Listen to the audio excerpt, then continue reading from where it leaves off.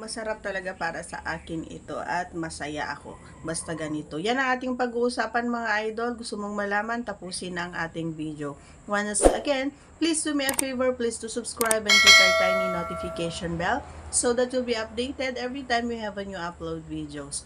Disclaimer din po, ang videos po natin ay para lamang po sa may bukas ang kaisipan at may malawak na pang-unawa. Kung wala po tayo nito, maaari na lamang pong mag-skip at mamili ng mga videos na nararapat para sa inyo.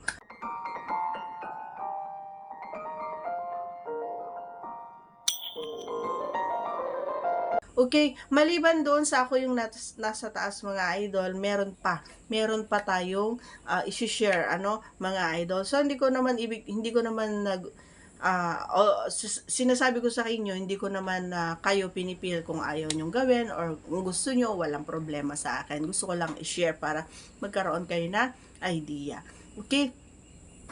Alam niyo mga idol, sari-sari man yung mga tinuturo ko sa inyo ng mga position, pero may kanya-kanya tayong mga paborito at gusto, 'di ba? Ikaw idol, comment mo sa baba kung ano yung pinakagusto mo na talaga naman na halos araw-arawin mo na or minsan mapapansin mo pa na yung kapareha mo ay parang nagsasawa na.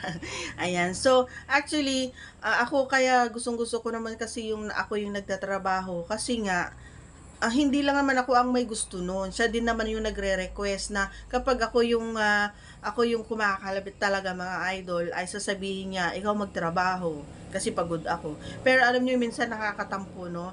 Nakakatampo kapag ako na lang palagi. Kaya, baka naman gusto mo. Charot lang.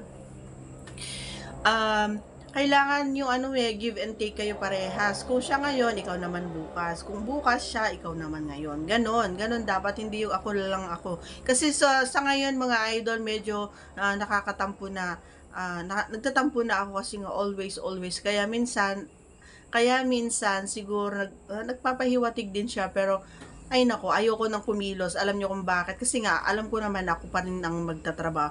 Pero lagi niyang rason, masakit daw yung tuhod niya, masakit yung balakang niya, yung rayuma niya. So, nakaka-hurt.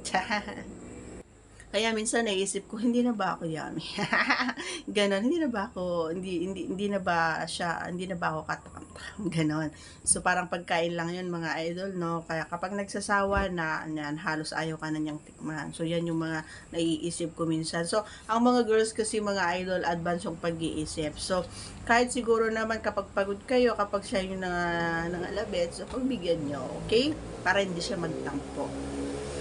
Okay, proceed tayo dun sa sinasabi ko na pinakagusto ko talaga na isa pa na gusto natin. So, yung nakaupo. Yan, yung nakaupo mga idol. Yan. Ikaw yung nasa upuan and then ako yung ako pa rin yung magtatrabaho, idol, hindi ka mapapagod. Hindi ka mapapagod, hindi masasayang ang oras mo, ako pa rin. Pero yun kasi yung parang bet ko, maliban doon sa ako yung nasa taas na nag-work up, maliban yon yung sinasabi natin na paupo. Okay din yun. Bakit ko gusto? Kasi nga, sagad siya. Kasi nga, uupuan mo so masarap lagi. Yun, masarap yun. Okay? So, that's all for today's video. Once again, if you are not yet connected, please do subscribe and click our tiny notification bell para ma-update tayo every time we have a new upload videos. Thanks for watching, everyone. See you again on our next vlog. Bye!